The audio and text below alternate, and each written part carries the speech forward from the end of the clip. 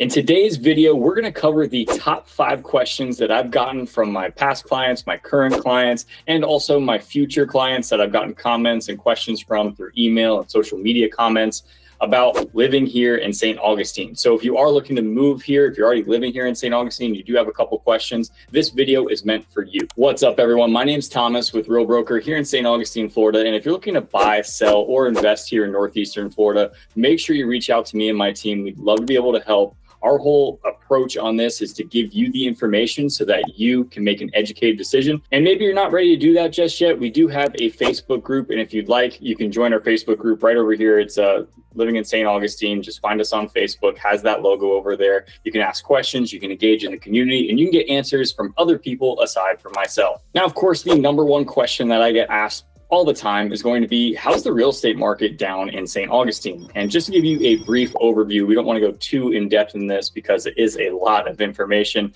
but just to give you a brief overview, the median sale price within St. Augustine and St. Johns County in general is going to be $539,000 across single family homes. Now, I removed townhomes and condos because they're a different price point altogether, and the majority of the homes here are going to be single family homes. You'd probably be surprised to know, or maybe you wouldn't be considering what happened with interest rates these past couple of years, is that our market has taken a slight hit. We're actually down year over year, 3.7% on median sale price. If you were to look at this time last year, our median sale price was around $560,000 compared to today, where we're at $539,000. The one thing I'll note with that is that every market is seasonal, and especially here in Northeastern Florida, we have a seasonal market where our peak selling season, where you're going to get the most price for your house, is going to be around summer. And then as you go in towards the fall, prices tend to decline, and then we have a little bit of a rally, which we call the Santa rally, at the end of the year in November and December. And then you'll see the decline again, January, February, March, things really start to pick up. And then into the summer, we'll start to see a lot more transactions and a lot higher of a sale price. So if you look from February to March, our median sale price actually rose 9% within that time period, which shows that our market is starting to heat up as we get into the summer. Another good indicator of our market remaining relatively strong is going to be that in January, our average days on market was 65 days. And today our average days on market is 37 days. So we've seen a pretty drastic decrease on the amount of times that homes are spending on the market, went from 2 months to roughly 1 month within that time, which is a pretty quick change. The second question that I get asked the most is, how are the schools within St. Johns County? Now, that's one of the things that St. Johns County really hangs its hat on, is our school district, because for years, we were the #1 school district in the entire state of Florida. That has since changed in the past couple of years. We're actually #2. 73% of our schools within St. Johns County are rated A schools. And that is one thing to know. If you are looking from a different state, the grading systems of how they rate schools are different from state to state. And here in Florida, we rate our schools based off of grade letter. So if it's an F, it's a bad school. If it's an A, it is obviously a great school. So if you are using a platform like Zillow, I know they use a numerical system, and it's probably close to what it would be. Let's say it's an 8 out of a 10 for this specific school. It's probably a B school. But if you want the correct information, you're going to want to go to the Florida Department of Education, or you can reach out to me directly. I can send that information over to you. So even being at #2, we still have some of the best schools in the entire state of Florida. And I'd also like to note that we are building schools consistently. And that's because we've seen an increase of our population, especially our student population here in Northeastern Florida and in St. Johns County. And with that population growth, we've definitely seen some issues, right? We've seen the prices of homes start to go up, and we haven't seen teacher pay really change. So we've heard of teachers actually just leaving the county altogether and going to neighboring counties that the cost of living is a little bit cheaper, and they're also going to get relatively the same amount of pay that they would here in those neighboring counties. We've also heard that schools are actually starting to become overcrowded, right? The student to teacher ratio here has always been historically very, very good.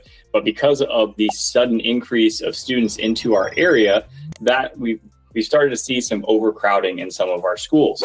And by overcrowding, I'm not meaning that they're busting at the seams, but the student to teacher ratio is higher than it once was. With that being said, They're building brand new schools left and right here in St. Johns County. They just opened 2 this past year. They have 3 that are underway that are being constructed right now to open for the 2024-2025 school year at the beginning of August. And then they're also building, well, they're planning on building 2 more within the next couple of years. I think they have a plan to build 17 more schools over the next 20 years within St. Johns County in total, including those 2 that were under planning and the 3 that are being built right now.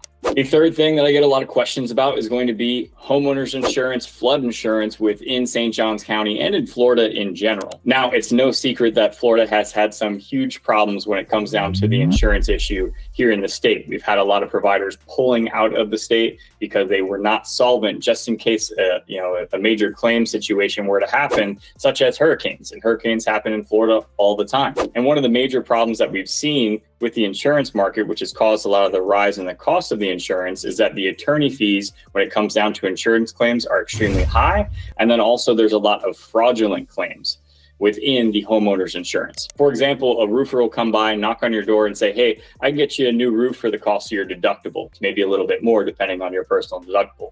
All they got to do is go up on the roof and prove that you had some form of hail damage or some type of storm damage from a hurricane or hail or whatever that is. And then you'd get a new roof from the insurance company. Now, the insurance company could have fought this, right? They could have taken it to court. But at the end of the day, they're going to spend the same amount of money, if not more, going to court than they would if they would just pay out the insurance claim.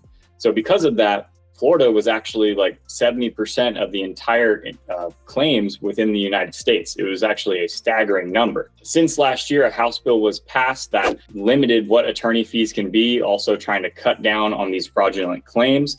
And we've actually seen that insurance claim, that 70% of insurance claims in the United States, oh my God, actually be cut in half within a year. So we expect to see some easing up on the pressure that insurance has been building within our market for the past couple of years here. Now, that's just the problems with home insurance. We do also have problems with car insurance as well. And it's something that I was pretty shocked of. I lived here as a kid. I didn't drive. Obviously, I was too young to drive. But when I lived in Brooklyn, my car insurance was extremely expensive. Now, when I moved back down here, I was expecting to have like a really sweet cut in my car insurance, thinking it would be half of what it would be in Brooklyn. And it was actually the exact same, maybe a couple dollars cheaper. But it's really expensive to have car insurance in here in Florida as well. And that's because, from what I've researched at least, that we have a ton of uninsured motorists here in Florida. So you essentially have to pay just in case you do get hit by someone that is uninsured, and you got to pay for their claims. And I guess that's just how the insurance market works.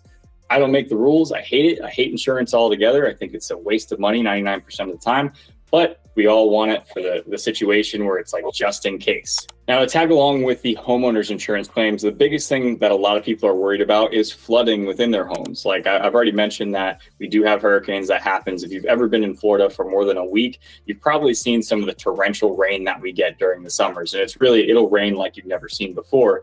And it can cause flooding in certain areas. Take downtown St. Augustine, for example. Doesn't have the exact best stormwater management in the world, but if it rains good for an hour, you're going to have some flooding on the sidewalks. You might have some water up to your ankles within downtown St. Augustine. Now, it's a historic city. It was built in 1565, so give it a little grace. But a common misconception within the state of Florida is that if you're in a flood zone, then you have to pay for flood insurance.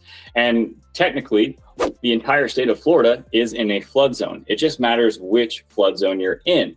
So if you're in flood zone X, a lender will not require you to have flood insurance, and more than likely, your flood insurance is going to be extremely cheap if you're in flood zone X. For example, I bought this house last year. It's a $300,000 house in West Augustine, and it is a new construction home as well, so that helps me on the insurance end. My flood insurance is $460 for the entire year, so that's not too bad at all. My homeowner's insurance is about $120 for per month, which is also not that bad at all. With that being said, if you are on the water, if you're in flood zone AE, more than likely your flood insurance is going to be astronomical, and there's nothing that we can do about that. We do have tidal water here. So if we have the tides coming, we have a high tide, and then we also have torrential rain, there could potentially be some flooding. But if you're living on the water, you should expect that at some point while living within the home. If you're going to live there 10 years, it might flood once. That's a very high potential. And if you are living on the water, if you have lived on the water, you should expect that. With that being said, if you are looking to buy a new construction house within flood zone X here in St. Johns County, your homeowner's insurance is roughly going to be about $150 to $200 a month for your homeowner's insurance policy, not including flood insurance. The fourth question I get asked the most is going to be taxes, right? So how much are taxes in St. Johns County? Many of you know that, of course, Florida does not have any state income tax, so you will save a little bit of money there. But on average, I would say expect your taxes to be 1.4% of the purchase price for whatever you buy here in St. Johns County. So if you're buying $1 million house, your taxes are roughly going to be about $14,000. Now, there are a whole bunch of different tax districts within St. Johns County. Some can be more expensive. Some can be as cheap as 1.23%, right? So that same $1 million house, your taxes would be $12,300, right? If you're basing it off 1 million times 1.23%. If you are in St. Augustine Beach, if you're in downtown St. Augustine, those tax districts are actually the most expensive tax districts than the rest of the county. So downtown St. Augustine, you're paying for a lot of the lights and the streets and all that kind of stuff because you're in the historic district of downtown. St. Augustine Beach, you're paying for dune restoration, you're paying for lights, paying for stuff that's on the beach, a lot of the amenities associated with that. And their taxes are around 1.9% of the purchase price. So that same $1 million house is roughly going to have about a $19,000, $20,000 tax bill compared to other tax districts within St. Johns County. You can also homestead your property here as well. And homesteading is a way to protect you as a primary owner. If you're an investor, you don't get these same benefits. If you homestead your primary residence here in the state of Florida, you get a taxable value deduction of $50,000. So if your home the taxable value is $500,000, you'll then be taxed based off of $450,000 based on the homestead provision. On top of that, it also caps you at a 3% raise year over year with your property tax bill, right? So they can still raise your taxes, but the max that they can raise it is going to be 3%. Doesn't mean that it's always going to be 3% every single year. It depends on your property because properties are assessed every single year here in Florida. So whether you're working with me or you're working with another agent, make sure you know what you're talking about when it comes down to your property tax bill. Looking at someone's home who has owned the home for 10 years and they had it homestead the entire time, their tax bill is based off of the price of their property 10 years ago, right? It's not staying with the market because they were capped 3% year over year over year because they homesteaded the property. So someone who bought that house 10 years ago could have paid $150,000 for that property, and their tax bill would be based off of that $150,000 with a 3% annual increase year over year over year. So you could look at someone's previous tax bill and be like, man, this guy's paying nothing. Like, how is his taxes so cheap? And that's because he was capped because of the homestead exemption year over year over year. That might sound pretty confusing. If you have any questions, just reach out to me directly. I can explain all of it to you. And the fifth question that I get asked a lot is going to be, what are the best neighborhoods to live in within St. Johns County? And really, that is a individual question to you. It really just matters what's most for you. Do you want the best schools? Do you want a new construction house? Do you want to live 20 minutes to a beach? We have tons of great neighborhoods here. And what I tell people is like, hey, a bad neighborhood here in St. Johns County is pretty much a good neighborhood anywhere else you live. That's my opinion. I've lived a whole bunch of different places, but take it with a grain of salt. That's not a rule. Maybe everyone's different. It's all subjective. What I think is good, you might not find as good. I've had people that came from Long Island and they're like, I'm looking for a street that's all manicured and beautiful and it's, on St. Augustine Beach and, all your neighbors keep everything really tight and nice and it doesn't have an HOA. I'm like, that just doesn't exist here. People do what they want here for the most part. So it's really subjective. But that being said, I do have a list of the top 10 neighborhoods. Now, I'm not saying what the top 10 neighborhoods are. This is from niche.com. I went and I actually videotaped each individual neighborhood. You can go ahead and check them out at your leisure. If you have any questions, if you want to reach out to me so I can figure out what the best neighborhood is for you, we do a free consultation. It's 30 minutes and we'll just go over what your needs are. And based on your needs, I'll tell you like, hey, you should look at this neighborhood, that neighborhood, and this neighborhood and kind of break it down for you. Either way, guys, that's going to be the top 5 questions that I typically get about living here in St. Augustine. Guys, and remember, if you are looking to buy, sell, or invest here in Northeastern Florida, make sure you reach out to me directly. I'd love to be able to help you out. Our whole goal here is to give you the information so that you can make an educated decision on what you already want to do. Until next time, guys, have a good one.